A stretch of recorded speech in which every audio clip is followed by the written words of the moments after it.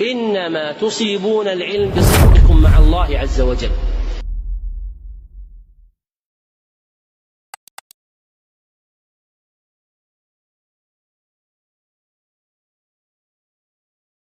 Je veux vous raconter l'histoire de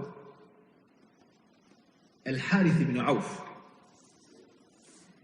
Al-Harith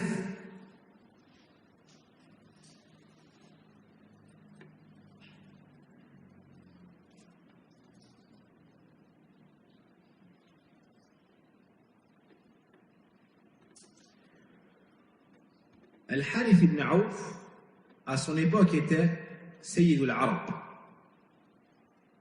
C'était un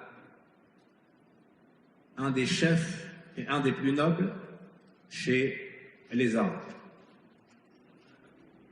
Et un jour, en vantant ses mérites, il a dit: je ne pense pas qu'une maison pourrait me refuser sa fille. Je suis le Harith ibn Auf, Sayyid al-Arab. Il était avec son compagnon, une personne qui l'accompagnait, Naam, par définition. Et lui, il lui a dit si. Il lui a dit si. Il était avec son compagnon qui s'appelle Kharijah ibn Sinan, avec son ami. Il lui a dit: Atarani akhtubu ila ahadin min al-arab fayaruddani. Penses-tu que je pourrais demander en mariage une fille d'une maison chez les Arabes qui se conclurait par un refus? Est-ce qu'une personne pourrait avoir de la répulsion à m'avoir moi dans sa famille? Alors, il lui a répondu, donc Kharijah a dit Al-Harith, il lui a dit: oui, j'ai trouvé quelqu'un. Aus ibn Haritha, un autre chef chez l'Arabe, qui avait 3 filles. Alors il a dit à Kharijah: allons-y. Et il s'est rendu chez lui. Il s'est rendu chez lui, et lorsqu'il l'a vu, il l'a bien accueilli, il lui a souhaité la bienvenue, et il lui a dit: je suis venu, il lui a dit: je suis venu pour demander la main d'une de tes filles. Il lui a répondu: il n'y a personne ici pour toi. Ça l'a touché. Subhanallah, moi, Al-Harith ibn Auf, Sayyid al-Arab, on me rejette. Il est reparti. Kharijah lui a dit: alors, comment ça s'est passé? Énervé comme vous pouvez l'imaginer, il lui a dit: c'est négatif. Il a dit: c'est négatif. Puis, il est parti voir, donc Aus, un autre, celui qui a refusé, a retrouvé son épouse et lui a raconté. Son épouse lui a dit: quoi? Tu as rejeté Sayyid al-Arab al-Harith ibn Auf?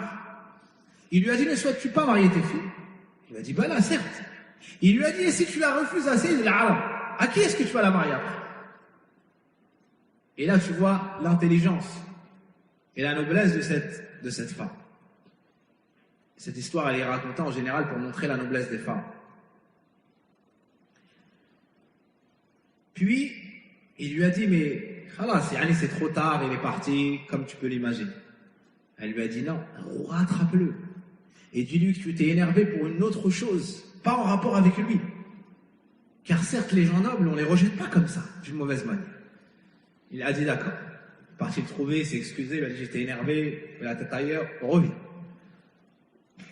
Enfin. Puis, il lui a dit: appelle la plus âgée des 3. Il a appelé la plus âgée des 3 et a dit: voici le Harith ibn Auf qui est venu te demander en mariage. Que dis-tu?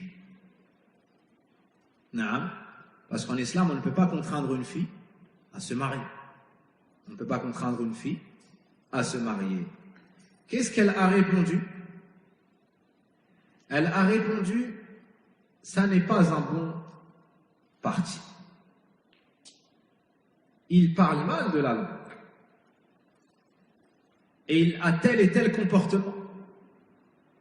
Et il n'est pas de ma famille pour préserver les liens de parenté, ni mon voisin pour avoir honte de toi. Il pourrait me divorcer comme ça.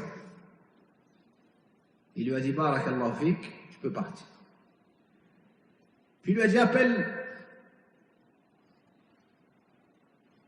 la Benjamine, c'est comme ça qu'on dit, ou la cadette. Celle qui n'est pas la plus grande, on appelle la cadette. C'est comme ça? Appelle la cadette. Et elle est venue, il lui a proposé le Harith. Elle a répondu la même chose. Elle a répondu la même chose. Il lui a dit, tu peux partir, Barakallahu fik.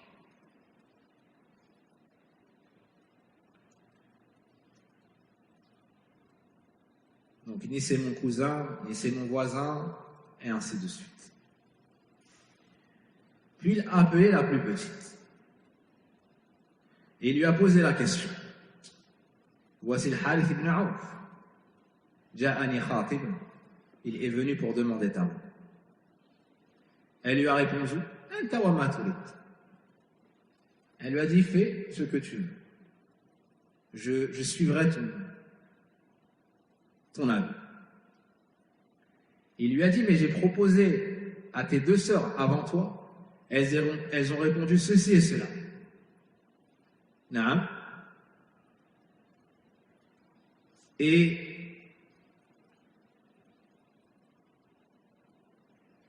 toi, tu réponds ça? Elle lui a dit, moi? Elle lui a dit, Innil jamilatul wajh. Elle lui a dit, moi, je suis celle qui est rayonnante. Moi, je suis celle qui a un visage radieux. Moi, je suis celle qui est belle, celle qui est intelligente et celle qui donne la meilleure orientation et les meilleurs conseils. Moi, je suis et moi, je suis. Vous avez compris? Et moi, je ne suis pas au même niveau que mes sœurs, mes aînés. Elle a dit, Lakinnanil jamilatu. Moi, je suis la femme qui est très belle. Zatul hasad. Je suis la femme noble. Et je suis la femme douée. Elle a dit, je crains aucunement qu'il me divorce. Et s'il me divorce, comment est-ce qu'il pourrait trouver semblable à moi après? Ou bien qu'Allah ne le remplace pas par meilleur que moi, ou par semblable à moi. Alors, Aus est parti voir son épouse et lui a dit de préparer sa fille. Naam. Et il a appelé le Harith et lui a dit, je t'ai marié, ma fille, une telle. Ils avaient une aada, ils avaient une habitude. Quelle était cette habitude? Vous savez que chaque peuple a sa coutume. Chaque peuple a sa coutume. Et leur coutume à eux, c'était que l'homme dorme chez la belle famille et qu'il lui prépare une chambre pendant 3 nuits. Et que par la suite, ils prennent la route et qu'elle aille dans son foyer conjugal chez son époux. Ce soir-là, il est rentré auprès d'elle. Il a voulu prendre ce que prend l'homme de son épouse.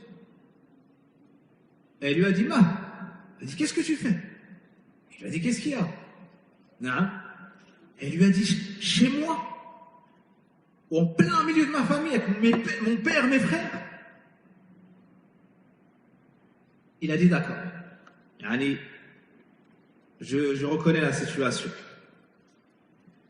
Plus tard, ils ont pris la route et ils sont partis. En chemin, il s'est arrêté dans un endroit et il a voulu prendre ce que l'homme prend de son épouse. Elle a dit, non, comme une femme du butin, comme une femme comme ça, sans grande valeur. Non, en chemin comme ça. Il lui a dit non, mais plutôt comme une princesse chez l'arabe, comme une femme qui a telle prestance et qui a tel niveau. Elle lui a dit là, wallah, jusqu'à ce qu'on arrive chez toi et jusqu'à ce que tu fasses sacrifier des chameaux et des chamelles, jusqu'à ce que tu fasses sacrifier des bovins et des ovins et que tu invites les Arabes à une grande walima, un grand repas de mariage. Ainsi, ta renommée sera très haute. Et j'ai oublié à chaque étape, donc lorsqu'il est sorti de chez ses parents, il a rencontré son fidèle ami. Il lui disait alors, est-ce que tu as conclu tes affaires? Il disait non. Ensuite en chemin, alors tu as conclu tes affaires? Il disait non. Arrivé là-bas, arrivé sur place, non, non. Il disait alors, il lui donnait la réponse. Est-ce que le mariage est consommé, c'est réglé? Non. La première fois, il lui a dit, je vois chez cette femme-là une grande détermination, une grande ambition. La deuxième fois, il a dit, je vois chez cette femme-là une grande détermination, une grande ambition et une grande intelligence. Par la suite, ils sont arrivés dans sa vie. Kharija, l'ami de Harith, ils entrent, il l'épouse, et la nuit, donc ils ont fait le walima, il a fait sacrifier des chamelles, des ovins, des bovins, ainsi de suite. Donc le soir, il s'approche d'elle pour prendre ce que prend l'homme de son épouse. Elle lui a dit, qu'est-ce que tu fais? Et il a fait ça, après deuxième étape, il a fait ça, troisième étape, normalement, là, il a fait tout ce qu'elle a demandé. Là encore, elle dit non. Elle lui dit, toi, tu penses à ton plaisir et à approcher ton épouse, alors que les deux grandes tribus, Ma'adash et l'Arabe, sont en train de s'entretuer. Elle a dit, Wallah, on m'avait parlé de tes qualités, de ta noblesse, mais j'ai rien vu encore. J'ai encore rien vu. Puis il est ressorti. Elle lui a dit, va réconcilier entre les tribus arabes. Et ensuite, tout le monde parlera de toi. Et tout le monde dira, tu as fait et tu as fait. Et ton épouse, elle ne va pas s'envoler. Ton épouse ne s'envolera pas. Il est sorti dans l'état que vous pouvez imaginer. Il a rencontré qui à nouveau? Son fidèle ami, Kharij. Il lui a dit alors? Il a dit négatif. Qu'est-ce qu'il a fait? Il a voyagé. Et l'homme, il lui a dit, subhanallah, il a dit, je vois chez cette femme-là une grande intelligence. Je vois chez cette femme-là une grande détermination. Et elle était très bon conseil. Elle est de très bons conseils.